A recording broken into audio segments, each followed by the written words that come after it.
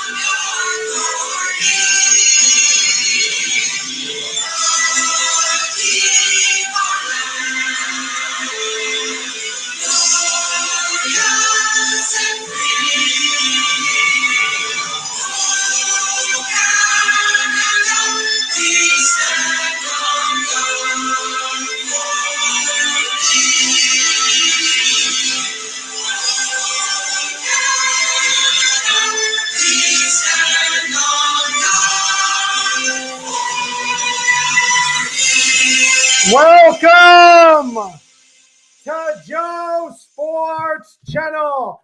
You can follow me on Joe the Fighting Joe on Instagram. You can follow me on Taker Devil and hashtag Joe Sports Channel. Ladies and gentlemen and boys and girls of all ages, to all the beautiful Booni believers out there, it is May 15, 2021, and I hope each and every one of you guys are having a fantastic Saturday evening, and especially a glorious day.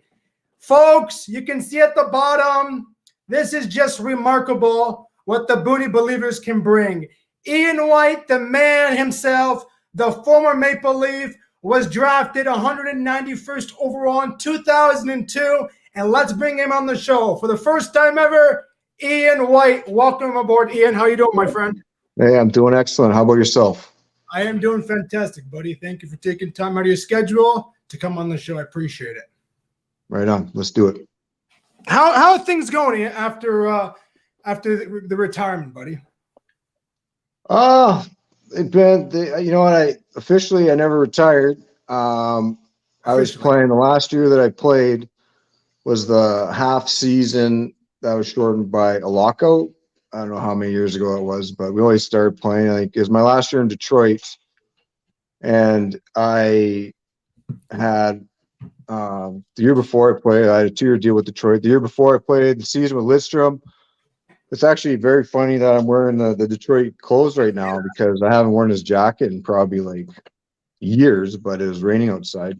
And so I had a great season with playing with Lidstrom the whole season, and I was just starting to get kind of good at hockey, and then we had the lockout the next year. Didn't start the season,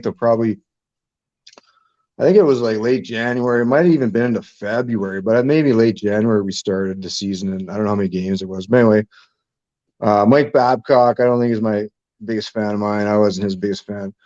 But Lidstrom had retired, and so I started the season. I started to see it was tough. Me and my family moved to Detroit, and me and probably 10 of the guys, maybe 12 or so, kind of older guys who had families. We moved to Detroit for the start of the season, even though it wasn't going to start, but you got our kids in school and stuff. And then we just trained, skate together till the season started, if it was going to start. And it started starting and like I said, late to early the next year. Yeah. And I had a good start to the season. I don't know how good in shape I stayed because I didn't like really skating. We didn't know if the season was going to start, so it's tough to just train and skate every day, right? If you don't know if you're even going to play. And I think it was probably about a month before, maybe like at the end of just after Christmas. Don't quote me on that. You can look it up. But anyways, we were skating at our practice rink, and we come off the ice. And there's always a couple reporters there. I don't know, it's about three, probably three, like just the Detroit beat reporters. And they just ask questions. Obviously, there's nothing much going on, right? Because there's a lockout and it had been for months already. But the news was, anyway, that Gary Bettman that morning had said that he was going to take, the NHL was going to take a 2-week break in discussions with the union, the NHLPA. I remember that. Anyway, so that was news to me. So when I got changed, I got out of the room, these three reporters wanted to talk about it. So they just asked me, and I just am an open person, and they said, so Gary Bettman just said he wanted to take a 2-week break in talks. What do you think about that? And so I thought about it for a minute. I'm like, honestly, I think Gary Bettman's an idiot. I said, I think I made one or two more sentences, and that was basically my answer. And anyways, I went to my vehicle. I was going to drive home. I live about 15 minutes away, and I sit in my truck in the parking lot at the rink. I'm like, you know what? That might actually sound pretty bad if they print that into the newspaper. And I don't want to be a guy that like kind of makes any tension between the players and the NHL and the owners and stuff. So I'm like, I went back in to ask these reporters because they're the local people and I knew them from the year before and whatnot, and they're always there. I just asked them, I said, hey, do you mind throwing me a bone and not printing that? And they're like, well, you said it. I'm going to say, no, I'm not denying that I said that. I'm just saying I think that might, just put unwanted news and, about nothing. Anyways, this is before I even knew what like Twitter was. But the one lady said, I already tweeted it out. So yeah, I didn't really care. And I did say it. So anyway, I got my truck. I drove home. I got to my house.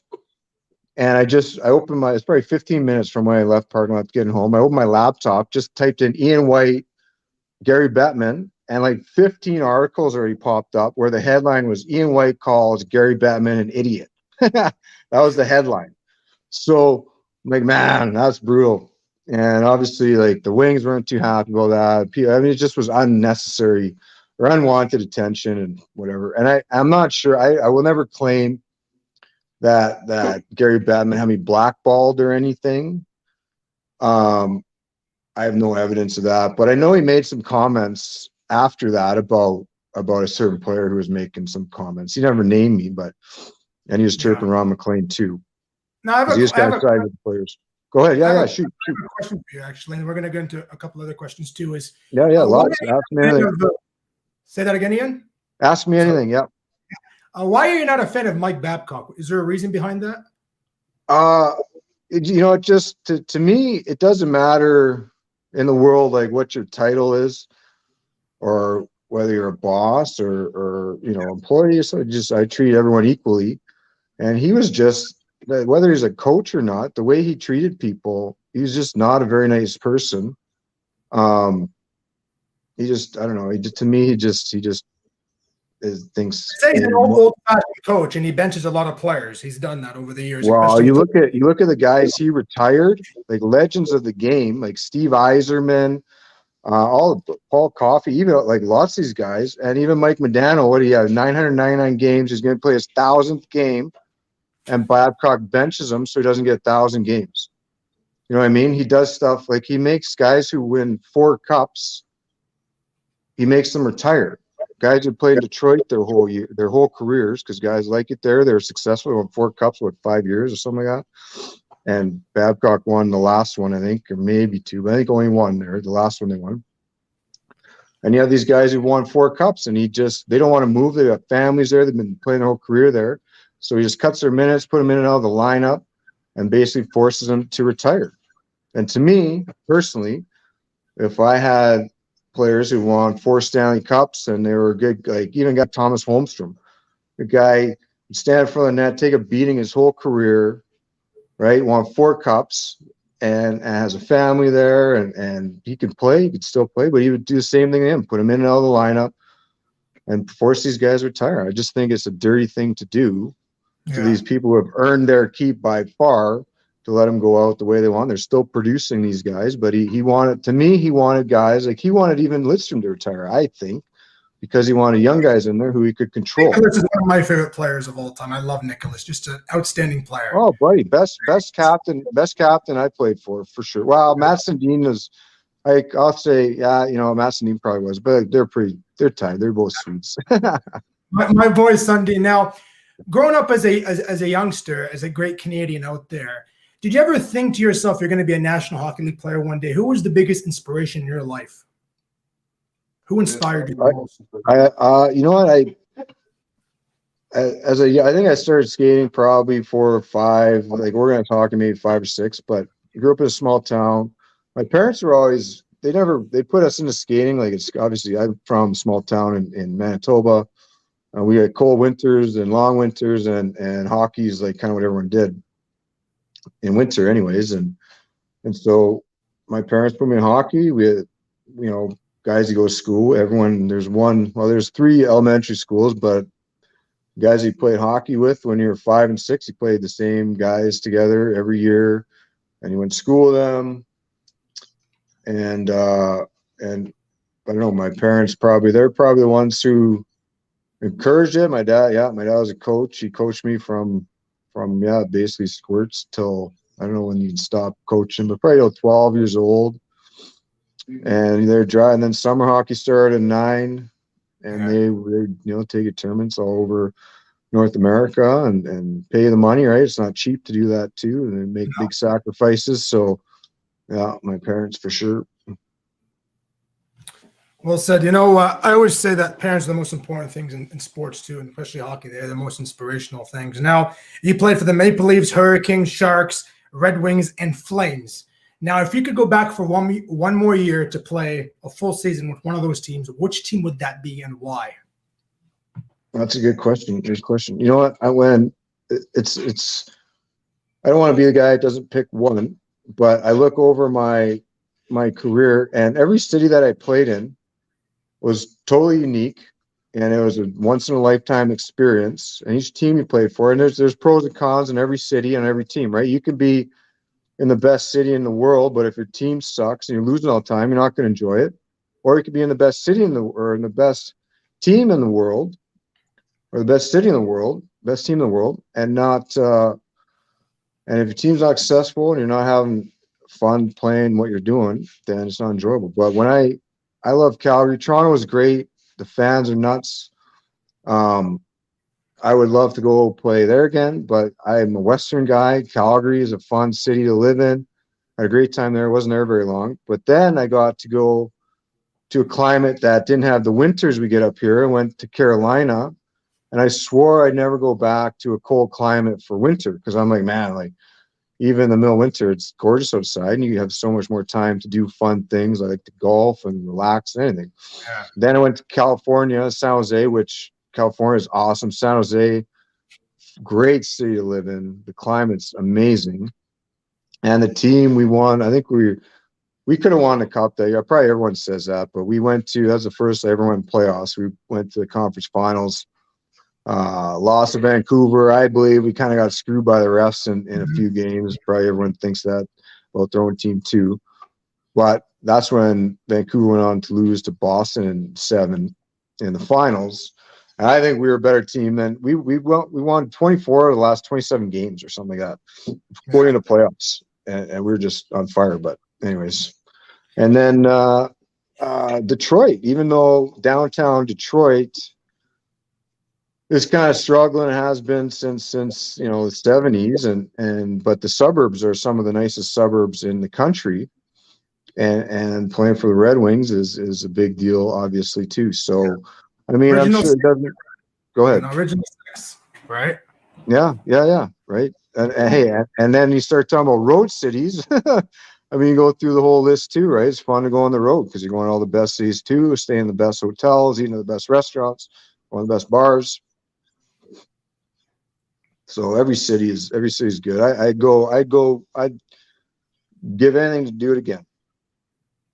I know when you played in Detroit, you played pretty well. I remember you playing in Detroit when Toronto came to Detroit, and you played pretty good back in the 2000s. You had over 500, about 503 games, 45 goals. That's pretty impressive by a defenseman. You don't see that too many. And I remember back in Toronto, you had 28 goals, 77 assists, and 105 points. That's pretty impressive from a defenseman there. You know, and when I was a kid, I used to always watch you. You get the stash going. You got it right now. You're an aggressive player. You go after the puck. You and Stajan, man, those two together are amazing. Do you still have a relationship, you and Matt Stajan, or you guys? You know what? He was for sure the best friend I had on the Leafs, and then we got traded together at Calgary too. Our wives were friends. Yeah, me and him were super tight. I haven't talked to him in quite some time, but yeah, we were best friends. Yeah. What is the most memorable game you ever played in the National Hockey League? Now, there could be so many out there, but that one most important one that you will never forget. Scoring your first goal. Well, you know what? I would say the entire playoff run. Well, even the 7-game set that I had with the Wings when I played for the Sharks in round 2 of the playoffs. I don't know whatever year that was, but because we were, like I said, so that we went to playoffs like with winning 24 or 27 games, something like that. So we were on terror. We got to LA in the first round. Then we played Detroit in the second round. We pumped them. We got up 3 games to nothing, right? We're like, man, we're going to win. And the Wings were, I think they were either right behind us by a point or two in this. Like they were a good team of that. They always were. But anyways, we had them. We're up 3-0. And we're like, man, we're going to just breeze into the conference finals. And then all of a sudden, because they still had, you know, Datsuk's there. Datsuk's the most gifted player I've ever played with, like just pure talented. They had Datsuk, Zetterberg, Lidstrom, the Cromwell. They had the whole group there, and they came back to make it 3-3. We were like, oh my goodness. And San Jose obviously has had a huge history of blowing the playoffs, right? And this would be like an epic one again. So game 7 was at home, fortunately, and I don't know what they call the rink now, but the Shark Tank is just nuts. Like the way it's not that big, but it's like kind of like all aluminum, and there's not really any like soundproofing, which is a good thing, but it gets loud, right? Especially when they score, the Shark, the steam comes out. It's crazy. I've seen it. Just how loud it is, like it shakes, right? Especially playoffs. And so we played that game 7, and it just actually so happened my wife was in labor that game too. She ended up coming to the game. We were going to go have my second child afterwards, and we played a game. We got up to 1-0, and then I think 2-1 lead, and so we're just trying to run out the clock. And Datsu, he's a lefty, but he was coming down on the right side. Well, I guess our left side, but and he's like literally he's on the wall, and he's probably at the hash mark on his backhand on the wall, and he fires a backhand, and I'm standing in front of the net, and it just goes in the far top corner, like right in the bar with a backhand. I'm surprised someone even shoot that. Like try to shoot that but he picked it in. They tied up. My only goodness. Like it wasn't even too much time left in the game, but we ended up pulling it off. We won 3-2, so we were lucky. We knocked them out, but then I think that just gassed us because then we flew straight to Vancouver to play them. And they had home ice against us, and they pumped us 4-1. But that series with Detroit was wild. I don't know. Can you hear that? My garage is open and closed. You're doing okay. I actually want to play one of these old school videos, and this should bring you some memories. I think this was back in 2009 when you took the. That's okay. Sorry, I don't know if you can hear that, or you must be able to hear that. I can hear a little bit of it.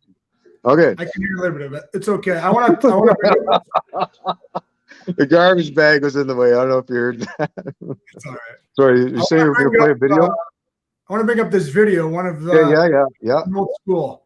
And one of my favorite videos from you, actually. This should bring you back some.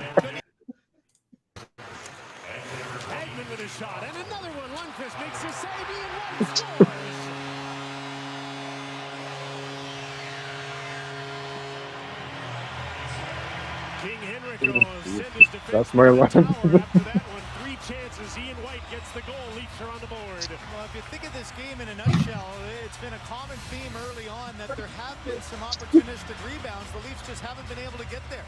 But this is a determined effort to get the puck to the net. I gotta say, nice goal on King Henrik, huh? Nice goal. And then White wisely follows up. At this point, as a defenseman, you're trying to get yourself back into the game. Why not? Is that the same one where I got hit in the face that game? Or no? I'm gonna bring this up. Oh, you're gonna show him get in the face. Yeah, Blood, I'm pretty sure the blood. Oh. Yeah, come on. No, I'm in front. I'm this guy in front. Watch this. I get hit right in the face. That be right there. Oh, no. Watch this. Hits I right in my remember. face. Boom. Oh. That's that play, much like this. But you got up like nothing happened. That's what I wanted. You got up. I always figure if there's nothing wrong with your legs, you better be able to skate off. You know what I mean? Don't get someone come help you. You got to get off the ice. Oh, I'm so lucky. I never lost any teeth, like ever in my career. Ooh. That was Avery too. At least I have my memory right. Mysterious shot. Never, you know what? And I never wore a mouth guard. I never would wear a visor. I even like the old days where guys didn't wear helmets, man. Like I won't put a bike helmet on. I can respect the guys that don't. I don't know. Whenever I wore a visor my first year. I had LASIK done on my eyes when I played. So my first year pro, I played St. John's. There's no NHL that year because of the lockout. So St. John's was the only pro hockey, the HL. And I had LASIK done, so I had to wear a visor, just save your eyes or whatever. And coming out of junior wearing a visor the whole time too. The one thing I found when I took the visor off was that you would not get hit. I would not get hit in the face as much. And obviously I had probably 3 pucks that hit me in the face hard during my career, but nothing that a visor would have done anything for, unless you're wearing a full bubble. The worst one I got was in Detroit. I don't even think you could pull that up, but I jumped in front of I think it was Jamie Benn. He had an empty net and he's shoving the puck in the net, and I kind of dove in front of it and took it right in the face, maybe this side, shattered my cheek, my nose, and pushed it over here. And I guess you have 4 orbital bones behind your eye. Yeah, right here. Broke 3 of them. And so I should have sent you these pictures because I actually have pictures of all these, like the actual damage after. That was probably the worst injury I suffered. And I had to bang my nose back with like a hammer and stuff. It was just gross. But I was lucky there too. I didn't need surgery on my face because that would have put me out for a long time. I think I missed. That was the season I was playing with Lidstrom, right? So having great years, leading the league and plus minus, like with a couple weeks to go in the season. And I took a puck in the face. And then Babcock kind of benched me because I don't think he liked me. He didn't like my partying habits, probably. But I still don't think he was that nice of a guy. January 31st, 2010. A trade for Dion Phaneuf. What went through your mind when you left Toronto? Were you upset? Because the city of Toronto. Yeah, you know what the thing was too. I was at first I was disappointed, and I was lucky to get traded with probably there's 4 of us directly, and then Vesatoska came like through I think San Jose maybe or Anaheim, so 5 of us went to the same city together, and so we were all best friends. So that made it way easier. But I remember I'm pretty sure I talked to Brian Burke, but I don't know what my reputation is, but I think at that point had gotten a bit of a reputation as a guy who likes to have fun and party and whatnot. Yeah. And there was, by that time when Brian Burke came in, there was only about 4 or 5, maybe 6 of us, because Caberlet stayed, but that had been kind of like from I wouldn't say the original team of guys who have been there the longest. He's one of the and Brian Burke and for sure Ron Wilson. They wanted to. Well, Ron Wilson might have got fired, but it might have been Al Fletcher. But they wanted to get nobody rid of liked the Ron old. Wilson for some reason. I liked Ron Wilson. I did. I thought he was a cool guy. You know, I thought he was a Yeah, cool coach. To me, I don't even want, like, I hate talking negative about anybody because everybody's different. But of all the coaches I've had, like, I wouldn't name, well, I guess I'll name names, but Ron Wilson too, he was a dink to me. Like, I'd already played 2 seasons by the time he came in, like under Paul Maurice. So Pat Quinn first, that's where I got called up. He was coaching towards the end of the year. And then the next year, Paul Maurice was there, played for 2 seasons for him before he got fired. And then they brought Ron Wilson. So that time, I was really like a bona fide guy. I had pretty good years. And so I figured I'd be in the lineup right away. And so Wilson comes in, and he doesn't have me in the opening day lineup. And then on day 2 or game 2, and then game 3, finally I'm like, man, like, is I even part of this team here? Or like, what's going on? And so that game turns into like 5, 6, 7 games, 8, 9, 10 games. So now I'm like, man, I got to get out of here or this guy's going to bury me. Yeah. And sat out game 11. And then we were in. And so when you're a healthy scratch, like you go in the morning skating and get bagged every day. Like it's miserable, right? Especially if you should be playing. And we were in Carolina, and they made this other thing he does as a dick move all the time. He'd make all of us healthy scratches come to the rink and take warm-ups, knowing we're not going to play, right? So you make the guys, you're at the hotel, you make us, come to the rink, get dressed in the room with all the guys, are getting ready for the game, twirl around like a bunch of homos for the warm-up, knowing you're not going to play, and then bench us publicly, right? So you're on TV for warm-ups. And anyways, he did that to me for a long There's time. been a lot. I've seen a lot lately with that. Like the last few years, you see people in pre-warm-up, and then you don't see them playing on ice. Well, Is there it anything might behind turn that? into a habit, but they did in Toronto. Like I don't mind if you dress an extra guy in case like there's an injury, guy might not be able to go, kind of thing. You got to have a backup guy. I don't mind that, but Ron Wilson did it to be a dick, and so there'd be sending like 3 or 4 extra guys out there for warm-ups, and then he'd send us to the showers. So we're in Carolina. I'm pretty sure it's game 12. I go out there for warm-ups because he was mad that we would stop showing up for warm-ups. We're like, screw you. And so he had me in for the warm-ups in Carolina. And after warm-ups, I can't remember, Hunter, one of the Hunter guys was assistant coach. Remember the assistant coach under Wilson? Anyways, Hunter, he was I know what you're talking about. big nose and everything. He was he played for the Oilers, I think, maybe. Anyways. He's big and stocky. Yeah, I think I know you're talking about stocky. He comes in after warm-ups in the locker room. I'm kind of getting geared down, and he's like, "You're going to play on a wing tonight." And I laughed at him, right? I'm like, "You guys haven't had me in for 11 games. I'm a D-man. I've never played 4 in my life, like since I was maybe like 6 years old." I'm like, "Are you guys just doing this to screw with me? Like, are you like?" But he's like, "Oh, you go out there." So I'm like, "Whatever." So I went out on the 4th line as a winger. First shift I get out there, I snipe. So I'm like, fuck you, buddy. And I ended up playing forward. I tore it up as a forward even. I put on 4th line and a little bit on 3rd line. I'd score a goal. I don't know how many. I did this for probably 10 or 11 games, but I scored a bunch of goals at about a point a game. And I was winning games for him. And then, but our D were brutal, or some of them were, or maybe we're not performing. So in the 3rd period, always put me in the back end to secure the win, kind of thing. Right. So he started me and played 2 periods forward on the 4th, 3rd line. Yeah. I contribute, and then he benched some D and put me on the back end for the 3rd period. He did this all the time.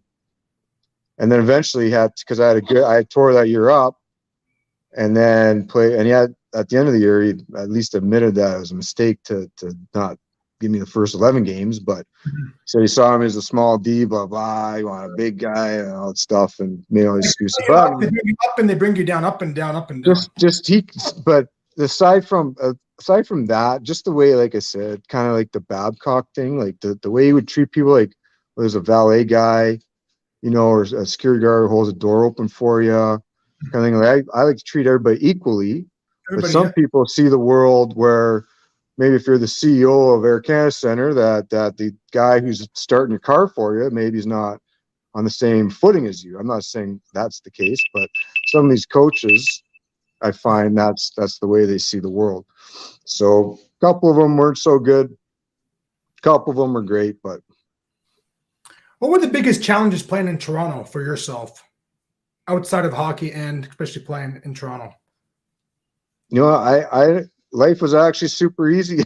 everything was pretty smooth when I was living there. I mean, I really enjoyed my time there. I was there probably I don't know, almost 4 years. I love it there. Everything was, I mean, you get catered to, right? Life's pretty simple, at least for probably 2/3 of the time. The golf courses are open in Toronto. Toronto's some of the best golf, I would say, in like an hour and a half radius in the world. Like, they have some of these golf courses, and they all want you to come out and play. So we practice in the morning, 10, 11 in the morning, the afternoon off. So we go golf all these courses. Me and Stajan, Kolyakovo, Brennan Bell. We Kolyakovo, go I golf have almost every day. Kolyakovo for a very long time. I hope he's doing well. You know what? That's hilarious too, because he's my other good buddy on the squad, and I hadn't talked to him for a while, and I don't watch much sports at all. But I was at a place, at a bar somewhere, and You don't watch too much sports, and the Leafs are going to be on next Thursday. buddy, I honestly I'll admit I haven't watched like an NHL hockey game in years. Why? I do. I'll be honest. I have a bit of a bad taste in my mouth because of the way things ended. Like, I was just getting good, right? I was having good. Like, my numbers are going up, and I started pretty good, and I was just getting good, and then it just kind of all get pulled out from under me. So I'm a little bit bitter because I watch it and I know I could still mess it up with these guys, and I'm not doing that. So it's a bit painful even to watch. Hey, I would love for you to come back to Toronto. You know, one more big Hey, D. man, you got the connection. Bring me on. You know, bring him back on. I was, I was staying in shape, and just even playing beer league and stuff, and playing senior hockey. Like, you can stay in pretty good shape. So I was putting a message out to anybody, like, hey man, if you want to give me some new skates and some twigs, like, I'll come to camp. I don't know anyone named Ian. Well, this is Ian for you right here, former Maple Leaf. Yeah, there you go. Buddies from Chicago. So, the pandemic is here, and COVID's been really affecting sports and all that. And, I think, to be honest with you, this is the best shot for the Toronto Maple Leafs to go all the way to the Stanley Cup. Now, you said you're not following sports, but are you going to watch the Montreal Canadiens and Toronto Maple Leafs, that Pacific Series? You can't miss, the original six. I know there's no fans, but still, Montreal, Toronto. Are you going to watch a couple?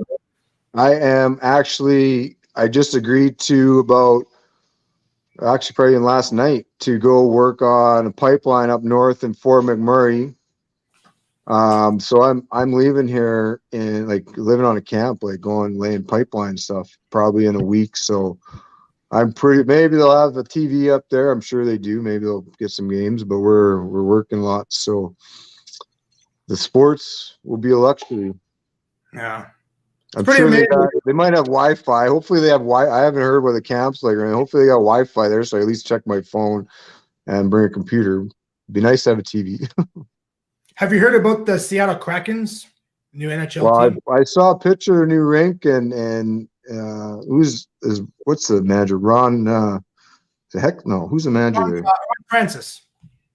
Sorry, yeah. I just that's all I've heard. Where they like, there's got to be a expansion draft, or what are they doing?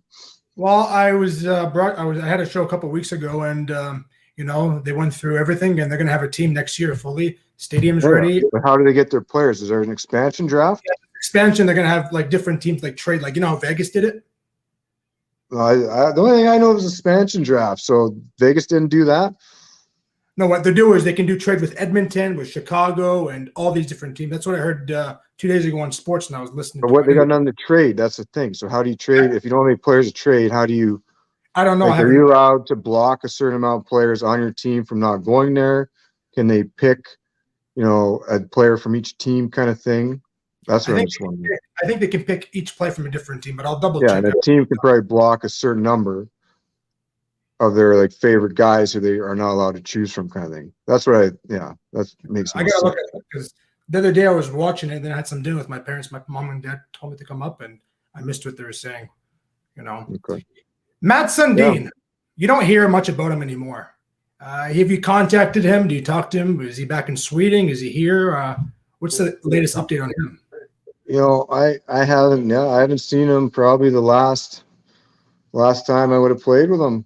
Or coming back for some events. He would come back the first couple years after he retired. But no, you know what? I and not saying he's similar to me or all players are similar, but I think when you're done playing, like I prefer living out in the bush and living a super quiet life of solitude. And maybe a guy like that who's been in the media, like the way for was a captain there 10 years, the way he had to deal with the media after every practice, every game, rows deep of cameras, reporters asking you questions, the same the same questions over and over about the same thing after every game. You win, you lose, but he always dealt with such class and gave his time and was always positive and always respectful of players and coaches and the city.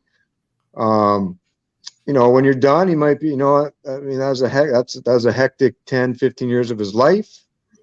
Maybe he just wants to go live in peace in Sweden somewhere. Sweden's gorgeous, right? And so just go veg out somewhere up in the fjords, maybe. I don't know what he's doing, but I know Stockholm's a nice place, and a lot of these Swedes, even guys like Nick Lidstrom, you don't hear about him much anymore, and lots of famous Swedes. A lot of guys, those guys are private. Actually, I have a Matt Sundin thing that I got actually in 2006. Actually, this thing, one of my favorite pictures of him right here.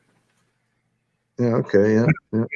And Sundin was my favorite player, and it was Sundin, it was Caberlet. When you came in, I was really, really pumped up for you when you came to Toronto and all that. And when I heard the news you got traded, I was kind of actually bummed out because I didn't know who Phaneuf was at the time, right? And then Phaneuf came in, did his part. A lot of people didn't like him in Toronto. The media was all over him. But I think he did fair enough what he did in Toronto. Kessel was another big guy that you played with. Playing with Phil Kessel is probably an honor. Phil's a great player.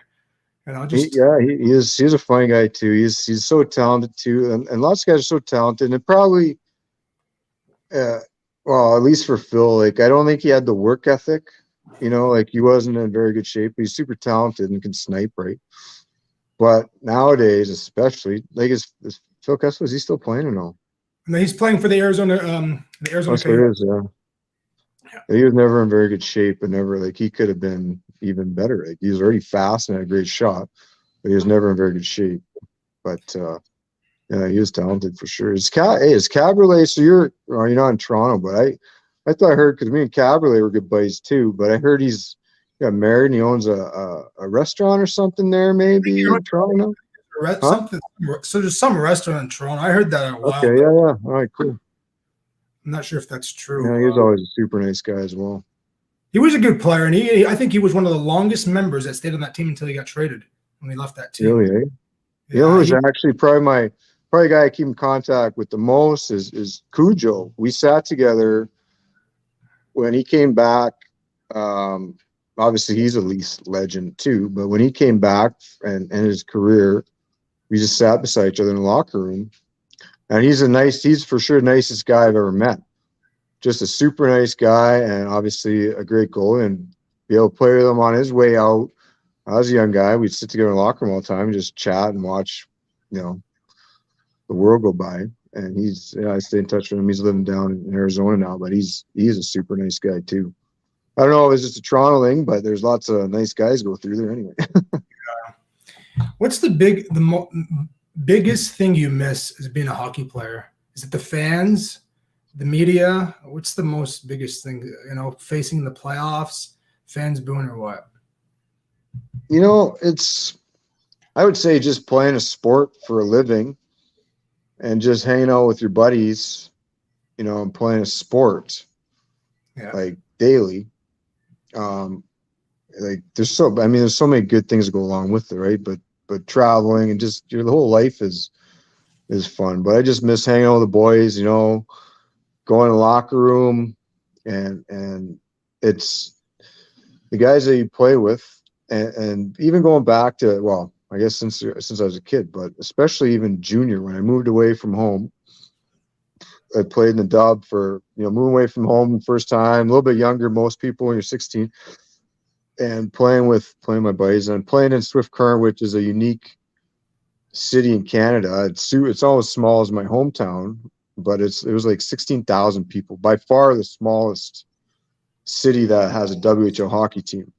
And it's in the middle of Saskatchewan, so there's no big city even close by where you're doing anything, getting anything. So all the guys, I don't know, 20 or 22 of us live in this tiny town. We're probably all in 2 5-minute car rides.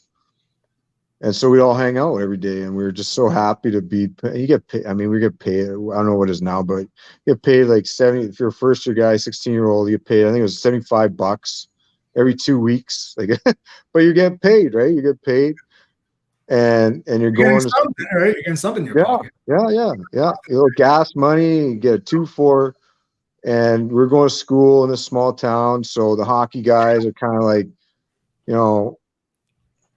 up there with the jocks, right? As the cool guys, probably cooler. But we go to school maybe 2 periods a day. Then you play hockey. You go to the rink like at noon or maybe 11 or something. You go 2 periods in the morning. So you're hardly going to school, living away from home, hanging with your buddies. The buddies that I made there in those 4 years are to this day my best friends for life. Well, 5 friends that I made, maybe 6. From those 4 years there, the guys I stay in touch with the most. Now, out of the last, you played for Toronto. Let me just double check, get my facts right. Over 4.5 years, 5 years, if I'm not wrong, playing in Toronto. Who is the biggest mentor? Are those players that gave you the best advice as a player? If I make sense on that. Yeah, no, I'm gonna throw a little monkey wrench. I just want to give props to a guy named Paul Dennis. I don't know if he is still affiliated with the team, but he was a team psychologist. And I met him the first time I started going to like the summer camps there after you get drafted, and then obviously fall camps. But anyway, I got to know him right from the first summer camp I went there, and just a salt of the earth guy, and really respect him, and he went to bat for me multiple times after I got in some trouble there. And I would just like to give him a shout out. As for players, I don't know if I asked too much advice. Like, I just kind of, when you're young, or when I was young, you go in a locker room and you're just trying to stay out of the way. Like, and at that time when I first came in, like, the league was a lot older, but the Leafs were for sure a lot older. Like, my first roommate when I went to my, I think it was my first camp, was Ty Domi, right? So you got these guys like that have been around forever, and so you don't even want to say hi to these guys, right? You just want to stay out of their way, right? You go into the locker room like, man, I'm just happy to be here, like, and you just want to stay out of the way and not screw up and like get whatever. But it's the guy, I don't know. I never really asked much of their advice. I'd say hi if I got spoken to. They say hi, and that's where Matt Sundin was great too. Like, the first game I got called up, you're wondering like, man, this guy's a legend, right? Like, and he just welcomes you right in, treated me like I was one of the guys for one of the old guys, and it was very, very, very nice thing of him to do. And the way that I don't know. I mean, everyone's different, but it was. I would say Matt Sundin, and then I'll give shout out to that Paul Dennis. Paul Dennis. Yeah, look him up. Steve Dennis, his son, was like the video guy after for a while. I'm sure Paul's been probably done. I mean, it's probably been like 12 years since I played there. You know what I mean? So, and he was very good. Yeah. Time flies by, my friend. Time really flies by. And remember Vasa Toskala, and against the Islanders. The puck was in the Islanders' end, and it goes the other way, and it bounces, and it goes to the net. Do you remember that game? I do. I actually think I was on the ice for that one. Look, I don't know if you got that video, but I might have been. I do have it actually right here, actually. Mm. And Toscala, for the love of God, after we went to San Jose, you never heard from him after that. It's like he was disappeared. Like nobody talked about him. He was just disappeared out of the league. I'm pretty sure he went to San Jose. San Jose, but then he got traded right away to Calgary. So he met up at Calgary with us. We all got traded at the same time. And he came, they immediately traded him up to Calgary. So there was like me, Jamal Mayers, Stajan, and Hagman. And then Vesa went to San Jose, but immediately got traded up to Calgary too. So like 5 of us who are all good buddies were in Calgary together. But yeah, he didn't play much there. He went to Calgary, Toscala? Yeah, didn't he? Yes, he did. Yes, he did. Yes, he did. But they had Kiprusoff, who is the besides Cujo, the biggest beauty goalie I've ever played with. And he was on fire. So he was just Tosca was just a backup, and I don't even know if he played after that season. To be honest with you, that might have been his way out. Does Ian ever get together with buddies to play hockey for fun? That's Rita Miller. She's actually from Saskatchewan, Regina. Oh, cool. Yeah, no, until this last year, they basically shut the rinks down, but I played on a couple beer league teams in the past few years. I went to the Allen Cup, like the senior hockey Canada championship. So I played in that the last 2 years, but they canceled it. The last year was supposed to be the last year ever. And I think it's apparently the oldest trophy in Canada, but they shut that down. Whereas the last year was supposed to be the final tournament ever, but it was in Toronto somewhere, like a suburb of Toronto. I can't remember which were, but they canceled that, and now they still have the rink shut down for senior hockey out here. It's been over a year. It's killing the hockey and killing the sports industry. My brother, we used to play 3-on-3 hockey downtown London, Ontario, and I can't remember, it was game on or play on, and we used to go, and people would come in from like Hamilton, from Toronto, from different parts of the Ontario, and it was really good competitive hockey, really, really fun. And unfortunately, the last year and a half with COVID-19, there hasn't been such as 3-on-3 hockey. It's been nothing, right? It's been empty downtown. I know.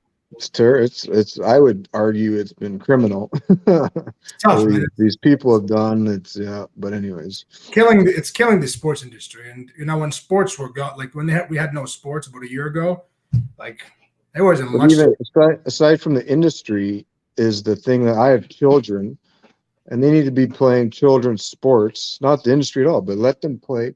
And I've been coaching hockey for 5 years, my son, and we were just starting playoffs last year, and we were in like the second round or second game playoffs, and that's when they shut the rinks down, shut all the minor hockey down.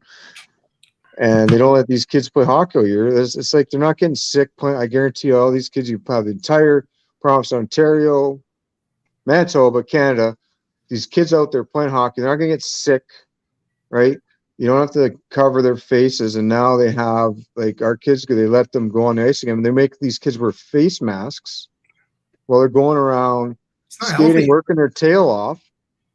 And it's just infuriating to me, because it's like these kids aren't getting sick out there, whether there's this bug around or not, whatever it is. But these kids aren't going to get sick playing hockey. And kids need to breathe. Kids need to play sports. They need to talk in dressing rooms. They need to have activities and not be staying in their house. And to force them to not do so, to me, is one of the most evil things that's been perpetrated on this. I agree with you, because I remember about 2 months ago when the gym was open and I had my mask down, because I don't work out with a mask on. Absolutely. I can't. You can't, yeah. I took it down just for 2 minutes to go grab a spray. The lady, put the mask on now, like yelling at me, like, for the love of God, I'm just going over there to spray the thing. Like, come on. And honestly, your voice, the guy, his voice was pretty loud. Like, come on. And so, unfortunately, so many people are brainwashed about it, but it's not hard to even see that these masks are harmful for people. They don't protect you from whatever a virus is.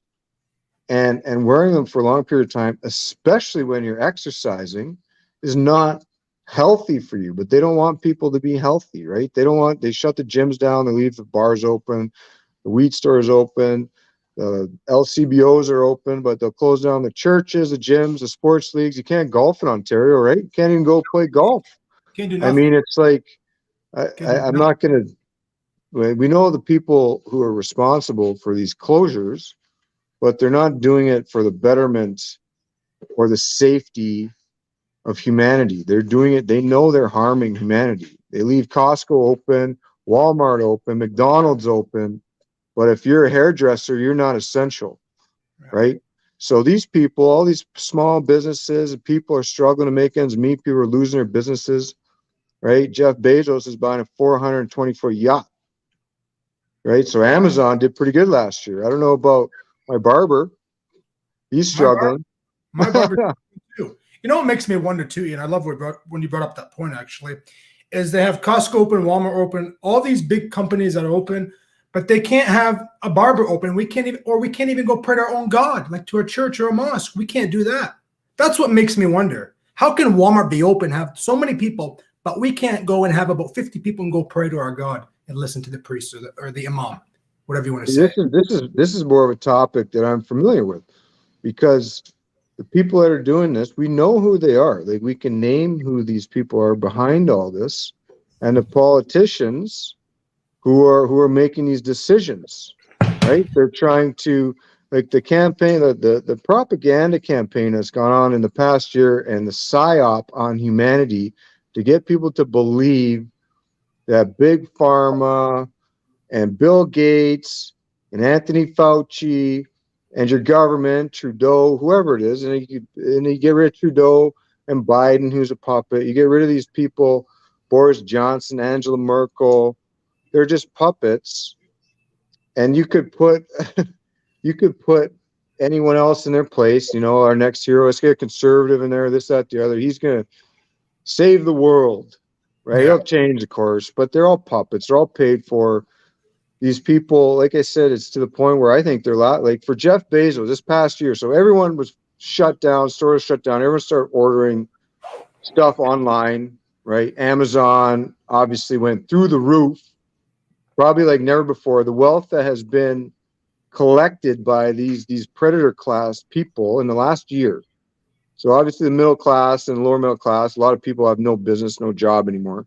No. But the people at the top, the people who own Walmart, Costco, you know, Amazon, Jeff Bezos, they made off like bandits. The big pharma who are making these vaccines and stuff, and then they use the government and all your tax dollars to buy them, use the tax dollars to run the media campaigns to get people to take them, right? Convince them that these things are the only way they're going to get saved from a virus that has a 99.4% chance of survival, and almost 100% if you're not sick, old, or fat, right? You also have a 100% chance of living if you're actually healthy. So they are trying to convince you that this shot that's never been tested before, it's experimental. Well, they probably know what it does because they've been studying this stuff for a long time. But that's the way that we're going to open things up, and we're going to get the Great Reset and their dystopian worldview of basically total enslavement for people. Well, like they say, it's true. The richer get richer and the poor get poorer. It might have always been the case, right? It's the case for sure, but you can obvious now. You know, you can see Jeff Bezos, Amazon getting richer and richer by the day, by the second, by the minute, whatever. Right? It's just, you know, like I go up to Exeter, Ontario. I like to go and get my little, you know, suits or little T-shirts or dress shirts, whatever. He's closed down, but Walmart can be open. You know, but what they did to Walmart is, I guess underwears are not essential, or socks are not essential. And then they put the tape on, right? It's like they treat us worse than animals, right? And I think, like, you go into these stores, they have the arrows of what direction you need to walk in the aisle. I went to Princess Auto. Princess Auto is one of my favorite stores. I go to Princess Auto. It's the only store I've been to in the past year, at least, that didn't have directional arrows on which way you can walk in the aisle. Now think about that. You go into Walmart, you go into grocery stores, every store you go into, Canadian Tire, they tell you what direction you're allowed to walk in the aisle. Which way to go? It's like, but think about that. Like there's some science behind the direction, like that's going to protect people, or the distancing, any of that stuff. But to treat it so retarded, like you can only walk one way down this aisle. If you go the other way, like at the gym, you're going to have someone yelling at you to put your mask back on. They screamed at me. Yeah, exactly. That's that right there. When I saw arrows and my brother saw that, oh, my brother just went nuts, started losing the stress. Relax, man. Okay. Problem with COVID-19 is, my friend, there's people I know who've got it and it's gone, and there's people in the hospital that are in like life support. They're on the breathing machines. They're in a coma. So the percent of getting COVID as a younger individual is a lot less. The older folks are getting it a lot. Now, we could say this person's going to get it or this person's going to get it. This vaccine is going to cure it. It's 99.9%. We don't know. We don't know what this vaccine is going to do. I'm not getting the vaccine only if it's mandatory or if I'm traveling, you know. But even this is the very important thing for people to know. I don't watch CTV, CBC. They're all full of propaganda themselves. But the most important thing for people to know, because this is what gets pumped in front of people's faces every day, is the count, the COVID count, the case count, right? The death count. So the method that they use, this PCR test, is not a diagnostic tool, nor has ever been designed for that. So it doesn't work. It doesn't test for COVID versus the flu versus AIDS versus anything. None of that stuff. It can't single any of this stuff out. And Kerry Mullis, the guy who invented it, even said as much a year and a half ago, right before he got killed for speaking out against it. Okay, so the tests that they've been using across the world to track the global stats of all the COVID cases and the deaths doesn't actually test for COVID. So people need to know all the numbers you see. Yeah, they're not accurate about them. They're not actual COVID. Like when you get a COVID test done, a swab or whatever, they put it into a little container, then they pour the primer on there and they put in a little machine. That little card that comes out, it doesn't say, oh, that's the flu or the Britain variant or the Indian variant or COVID or H1N1. That's not how these things work. The only way you can see a virus is under an electron microscope, magnifying it like 100,000 times. So all the tests and all the numbers that people see and all the family, and if you got tested positive or anyone who gets tested positive, that actually doesn't mean that you had COVID. That's what people need to realize, because these tests do not separate it. Yeah. It's very, very frustrating. Like, to the point is, when is enough? When are we going to have enough of this crap? You know, shutting the country down. Because, that's a great question. Premier Doug Ford should have shut it down for 5 months straight, then everything would be normal. But he opened it and closed it, opened it and closed it, and he thought that was the best solution. But my beautiful people are listening now, the viewers now, and to Ian, that isn't the solution to fix the problem. That's not how you fix the problem. When you break it, take the stick. You can make it super simple. This is the thing. So say you're whether you're what is Doug Ford called of the province? He's a premier. Premier. Okay, so even if you're Justin Trudeau, shutting the country down, even if it's possible, just to get, like, my brother's a long haul trucker. Okay, so just to get food, like, people need to eat. Okay, most people in their house, they have maybe 2-3 days worth of food. Okay, so whatever a lockdown would be, people still need access to food. So a full lockdown is impossible. You have to keep some stores open or a way to transport food. You're probably going to let some flights in. Okay, you just can't shut everything down.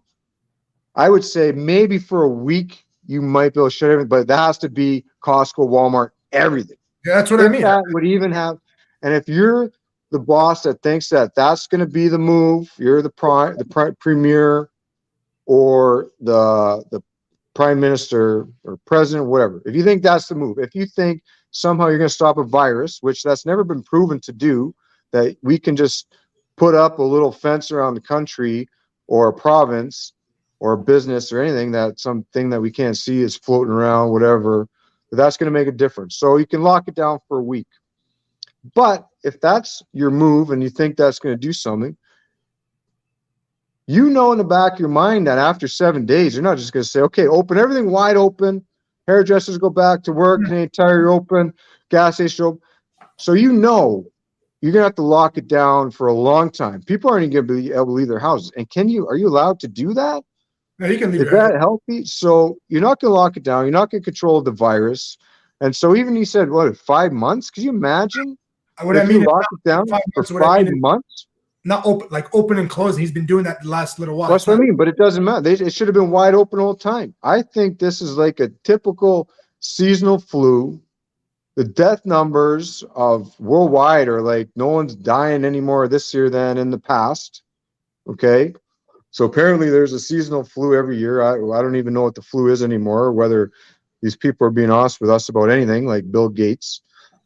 But the whatever COVID is, it's no more deadly statistically than the seasonal flu. And then they tell us on TV that the seasonal or influenza disappeared this year, right? It's gone, right? So magically the flu disappears, but COVID is a pandemic where we got to shut everything down and put all the small businesses out of business and send all that money to these super rich guys who then go buy yachts and laugh at our face like Lex Luthor, right? There's some of these guys, I think these evil geniuses or something who are making deals with the government, Bill Gates. Like, think of how much tax money, your dollars, my dollars, went into buying these vaccines, and the amount of our tax dollars, the propaganda. I see there's like a 24-hour channel on COVID and the CBC propaganda and just the push to get people to take these vaccines, right? Not to mention the fear mongering with how many people are dying from it and you need this vaccine. So all the money that just was taken out of your pocket and mine to pay for these things that we're not going to take and we don't believe are even going to help people and they might be hurting people. I don't know. I think this has been, and they use these politicians like Doug Ford. I think Trudeau, I think Biden. I mean, if it's not obvious that these people are all puppets, like some of them can't even speak. I think they, especially this past year, is clearly these guys are puppets because they forced them to go on TV and say the most ridiculous things, knowing they're lying and hurting people with their decisions. But they need these people up there to be these mouthpieces for these evil policies that are bent to push us into this great reset they talk about, where you're going to own nothing and you're going to be happy. 2030, that's when they say. Read the book. Did you see that on Facebook? They had that. But what I meant was, you think if when COVID came around, when it first came, if they shut it down for 5 months straight, you think this would be happening today still? I think it'd be worse. I think it'd be worse. These whatever the viruses are, everything that they tell us are any containment method or whatever that they've done has made it worse, right? Statistically, it's like you can't control these things and locking them down because, like I said, people, there's no such thing as a lockdown because you have to keep certain things open, right? The federal government's still going to go to work, right? You got the bureaucracy, they still need to show up to work. Of course. And there's certain private businesses, whether it's a Canadian Tire, Walmart, or McDonald's, or a Starbucks, or whatever, not your hairdressers, but they got to keep some stores open. So you can't fully lock people down anyway, even if that would work, which has never even been proved to do, right? You could put antiseptic across, spray it out of jets over cities, right? I don't know. I don't even know what these viruses are. They tell us, they give us these neat little cartoon drawings of these round balls with little proteins on them and spikes and stuff. They don't show us what a real virus looks like or how it works. And then they patent these ones that's been released on. Released on the world. I mean, they got patents on them, which is insane to think about too. Rita Miller said this. Herding cattle. I like it. Yeah, herding cattle. You It's know? like sheep being led to slaughter, but cattle, yeah, cattle too. I just, I hope one day, so everybody out there is listening, especially you, Ian, everything go back to normal, and we can have arenas that are full again with 20,000 fans at the Scotiabank Arena. Like, when is that going to happen? Because the United States of America is opening up. You see fans finally going back there. You looked at Washington today. The Capitals won earlier today. They're up 1-0 against Boston. I want to see that one day. I want to see that now. I'd love to see that. It's funny. If that doesn't happen, sports are dead. If they don't have live attendance, if you can't sell a stadium, get people in there, or if you're going to block them from going in there, the sports will die. You need to have live fans, like golf, any sport. Golf. I've watched golf, tennis, NASCAR, hockey, with no fans. Even when you're watching on TV, if there's no fans there, it's not. It's just. It doesn't. It's not the same, and people will eventually turn out. The numbers are down like crazy already. So what do you think, like with no fans, what do you think's keeping them up there? The commercials and the sponsorships? Because that's buddy, well, that's a whole new can of worms. The corporate world, the deals they make. I don't know, man.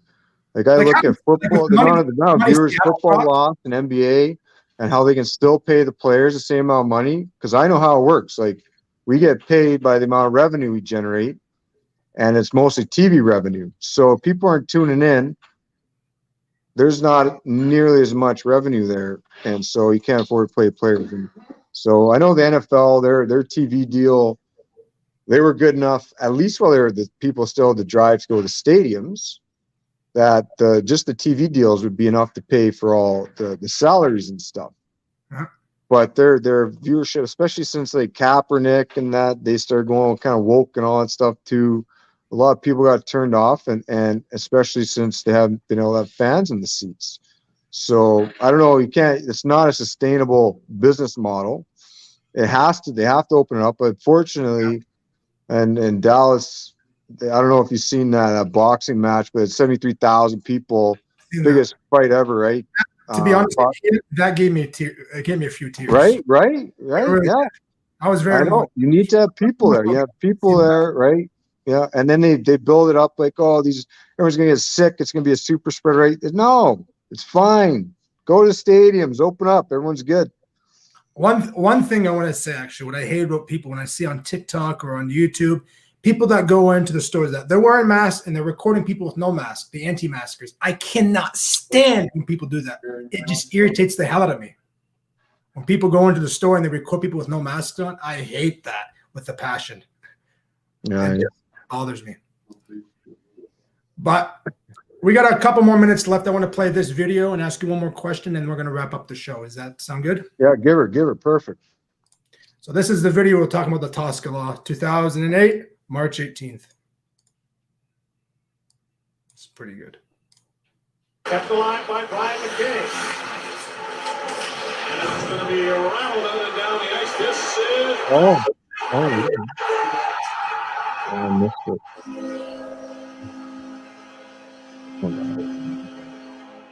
Holy backup! I'll tell you, one Palmer, he says there's you. 7-foot shot. Yeah, this is crazy. I've never. Oh, down. 2, 3, 4, 5 bounces. And then right over the... How? Just how? You know what? Everyone has a bad day. I know. I'm sorry, but you're going to be on every highlight film and show for the next month. Oh, he's such a good guy, too. Yeah, he's such a nice man. Yeah, his wife was great, too. They're good people. Good people. Yeah. Actually, that was Joe Bolin. I had Joe Bolin on my show about 5-6 months ago. Had a new little interview with him. Pretty nice guy, you know. Yeah. With him and went really well. But Ian, like Leafs TV. They still got Leafs TV. Those guys still work there. So Joe Bolin is radio. He does radio with a couple other guys. He does not do TV anymore, as far as I know. No, the guys on TSN and Sportsnet. There's newer guys on there that go on there. There's still Ron McLean still's on there. Don Cherry is no longer on there after his comments he did a couple. Yeah, but is there a Leafs TV? Because I know like Rogers has all the rights now, but there is a Leafs TV. I think it's 416. Okay, yeah. But Ian White, I really can't thank you enough. Seriously, this is truly an honor. Yeah, it was fun for sure. You know, I'm blessed. I'm honored that I had the opportunity. Who thought 13 years later, 14 years later, that I'm going to actually interview on my show? You know, it was my. That's sweet. Oh, froze up, I think.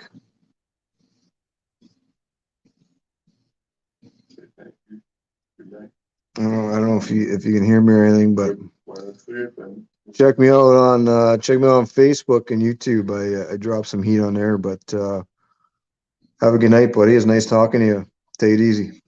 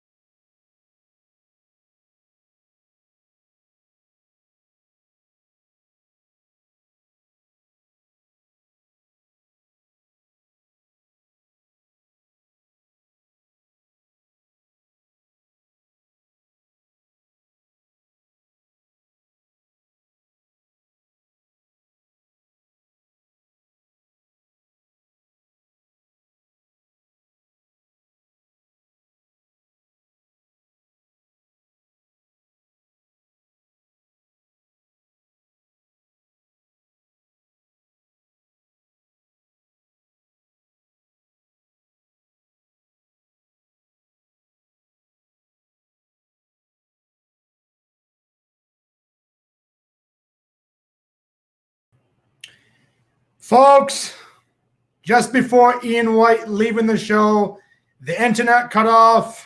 You know what? I'm very, very grateful that we didn't cut out at the any point of the show until the end. So I really apologize to that. The internet is acting up again, but we didn't cut out at all until the end of the show when I said goodbye. So I want to thank you guys very much for listening to this amazing show that we had with your host, Joe Booni and Ian White. I'll see you all very soon, sometime next week. Love each other, respect each other. To Rita Miller, thank you very much for all those beautiful comments. I'm not sure what this means. If the internet was out, is that what you put out there? But I really apologize. The internet was just, it's been hideous, like Gordon Ramsay would say, in one of those horrible kitchens. when somebody doesn't know how to cook. You know, thank you very much. Thank you very much, guys. I love you guys so much. You guys actually mean everything to me, and especially the Booni believers. Without you guys, Joe Booni wouldn't be here sitting in this beautiful pink, suited jacket and this nice, what do they call that? I can't remember. Turtleneck, beautiful turtleneck, Joe. Thank you very much. And these beautiful, nice khaki pants. So I'll see you very soon, and God bless you guys very much. Just give me one sec.